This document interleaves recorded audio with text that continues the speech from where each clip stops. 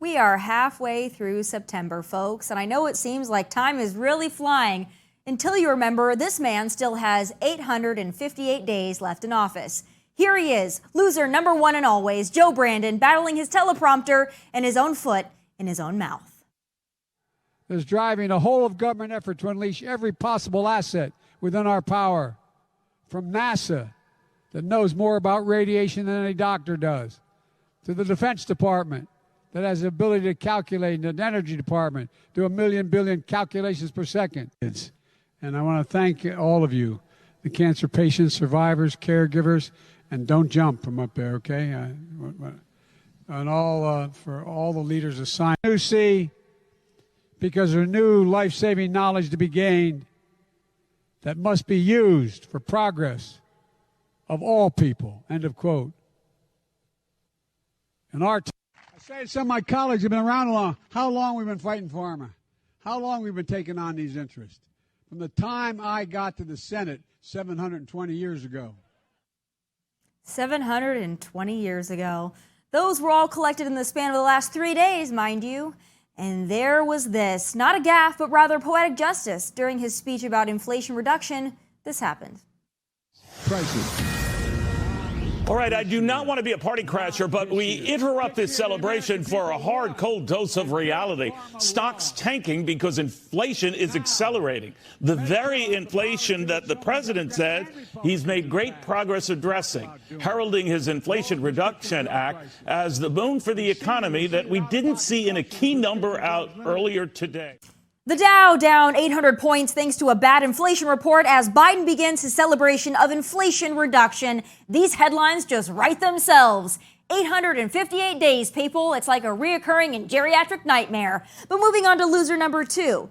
Now, Democrats living their best life with the mantra of for me, but not for thee is standard Democrat stuff. But when you take that, you add taxpayer dollar suckage plus the race card, well, you get New Orleans Mayor LaToya Cantrell, who's refusing to repay money spent on luxury first-class international business trips. Her upgrades alone total over $30,000.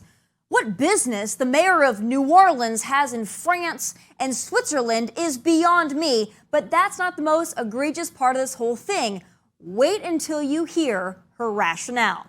She said, and I quote, "My travel accommodations are a matter of safety, not of luxury. As all women know, our health and safety are often disregarded and we are left to navigate alone.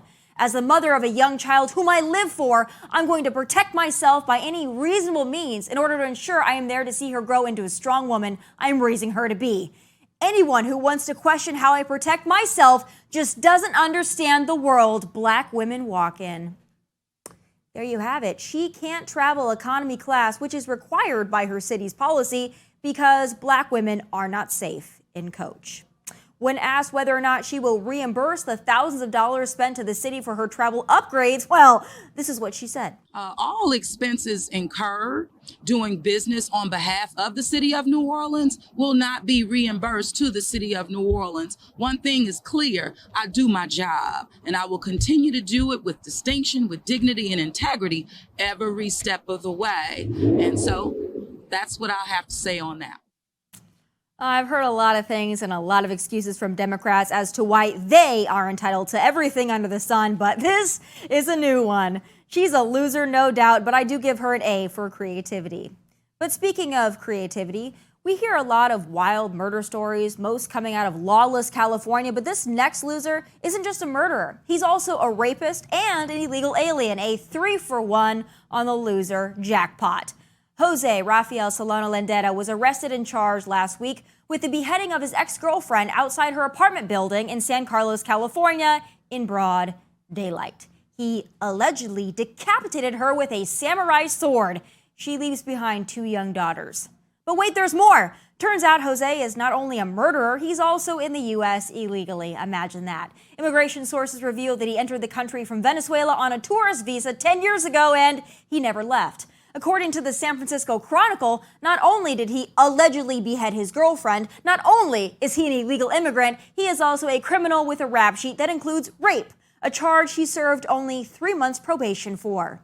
Why was he still roaming the streets? Well, California's sanctuary state policy, which prohibits local law enforcement from cooperating with ICE.